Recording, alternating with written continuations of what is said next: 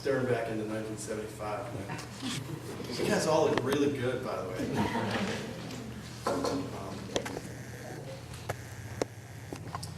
This is not my usual kind of gig. I'm not really a speaker.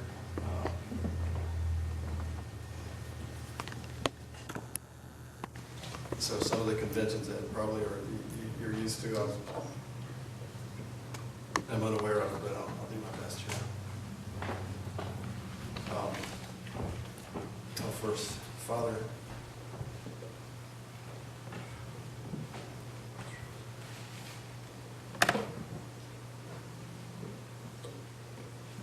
you're doing everything, Rick. We're doing nothing. This is about you. It's not about us. To you, it's about us. It's a pretty amazing thing to realize.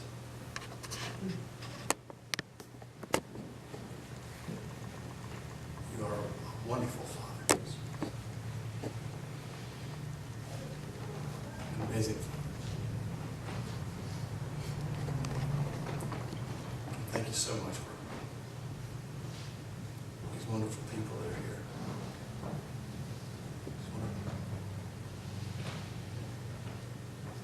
These wonderful people that my mother loved and loves still.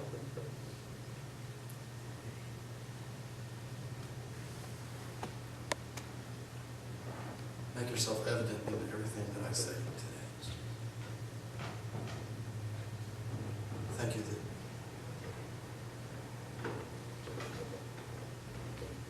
you're so elegantly complex and beautiful, beyond our apprehension. Thank you that you're bigger than we expect you to be. Bless my heart. Fill every word with your spirit. Thank you for being so awesome. In Christ's name.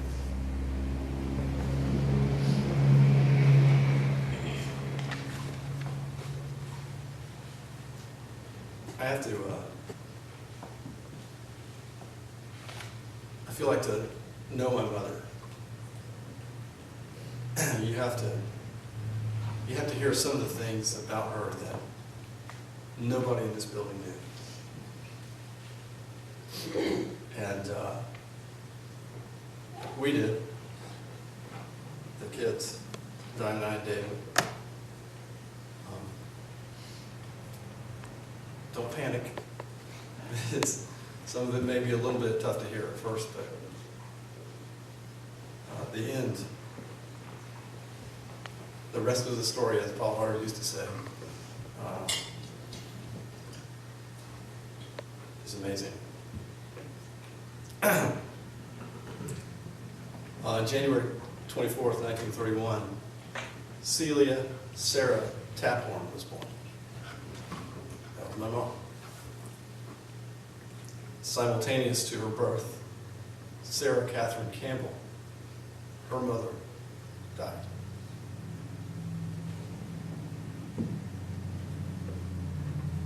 Within a short time, 1931 Alabama, you can do things like this. They issued her another birth certificate under the name of her mother, Sarah Catherine Campbell. She lived a significant portion of her younger life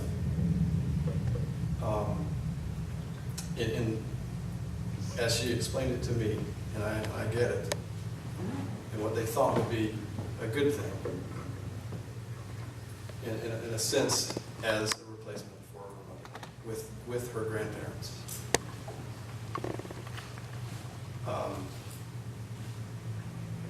Ultimately, obviously, she wasn't her mother. She was significantly different, and that was very difficult for her grandmother to grasp and get her head around. So, this, what psychiatrists call a cognitive dissonance, when you know one thing to be crucially true, and you know something over here, another thing to be crucially true, absolutely and totally 100% true. Yet they're the opposite. They're different things. It causes a split.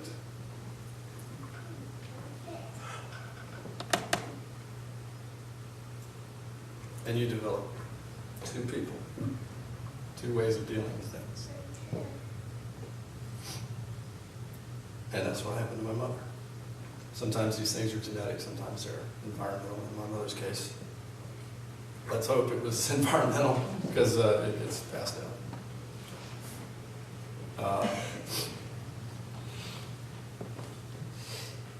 Throughout her life, my mother had a companion of sorts with her that did everything that I've seen the looks of incredulity. Yeah. She did an awfully good job of, well, she tried to kind of keep that to herself. But this aspect of her developed to protect her from circumstances under which she was living in the late 30s Alabama. And I think it probably did a good job for certain things, but as is always the case, and nobody escapes life unscathed. This isn't, Mother would be emphatic that she didn't have it any worse than anybody else. I question that.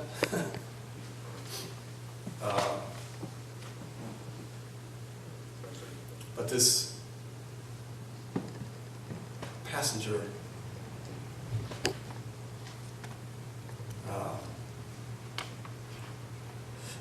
spent a significant amount of energy trying to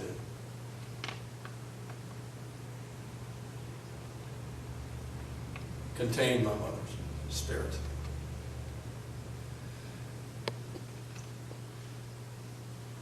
Let's just table that for a moment. My mother progressed through her life under the protection of her grandfather, who understood the pain that his wife, my mother's grandmother, who she always referred to as her mother, the pain that she experienced and the difficulty with processing the death of her own daughter, and then my mother growing up and being so radically different. I mean, my son's name is the same as mine, but he couldn't be more different. He's the smart one, I'm the good looking one. It's just...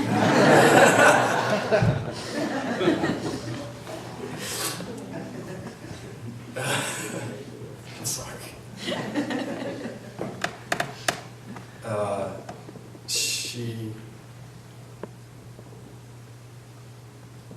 She went her own way. My mother found safe places to play. One of the reasons my mother was so racially oblivious, they lived in 30s Alabama, man. I mean, my family they were all KKK people, and she would walk across their farm to where the people that worked on the farm lived and hung out with them.